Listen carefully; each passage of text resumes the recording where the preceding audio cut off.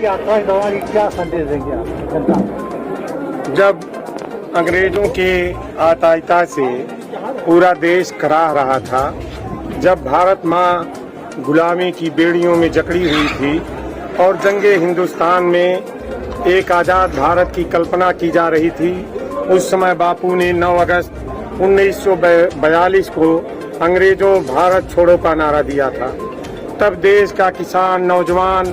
बेरोजगार, व्यापारी, बुजुर्ग, सारे लोग, हिंदू, मुसलमान, सारे लोग एक थाली में खाना खा करके एक पांच पे बैठकर एक टाटपट्टी से इस बात का आह्वान किया था कि अंग्रेजों भारत छोड़ो, हम अब अपना संविधान बनाएंगे। लेकिन आप लोगों के बीच में जहां हमें इस बात का बेहद अफसोस है कि हम देश का 75वां स्वतंत्रता दिवस मनाने जा रहे हैं, वहीं आप देखिए कि इस समय महंगाई का आलम क्या है, इस समय नौजवानों को बेरोजगारी का आलम क्या है। कल्पना करिए कि किस तरह से लोग अपने प्रतियोगी परीक्षाओं की तैयारी कर रहे हैं और इस प्रदेश के अंदर ऐसी बताइए कौन सी परीक्षा हो रही है जिसका पेपर आउट ना हो जा रहा हो। तो हम उन जाने अनजाने शहीदों को नमन करने के लिए बापू के स्वर्णिम भारत पे जो एक काली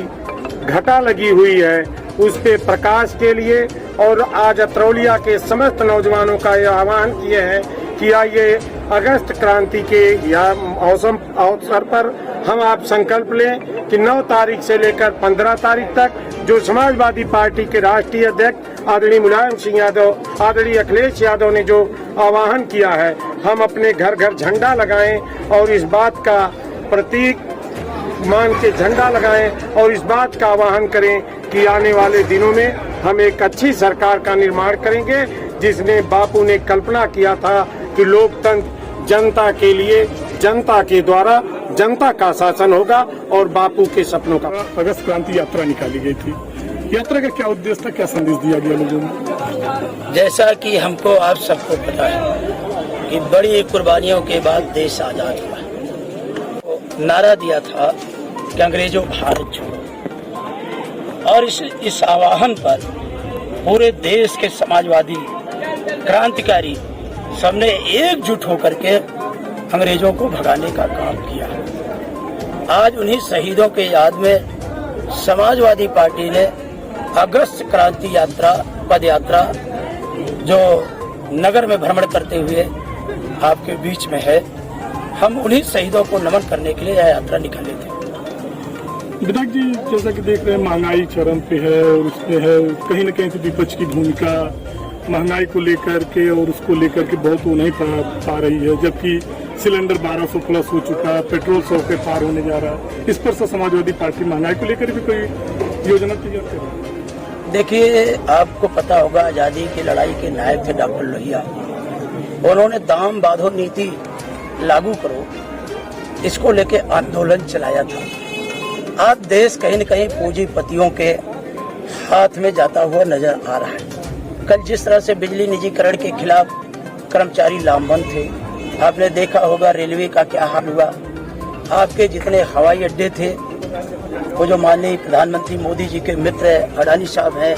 जो दुनिया के रईसों में शामिल होते जा रहे हैं, आज पूरा का पूरे देश की राष्ट्रीय संपत्ति उनके हाथों में दी जा रही है। और जिस तरह से बैंक के कर्जे माफ किए गए,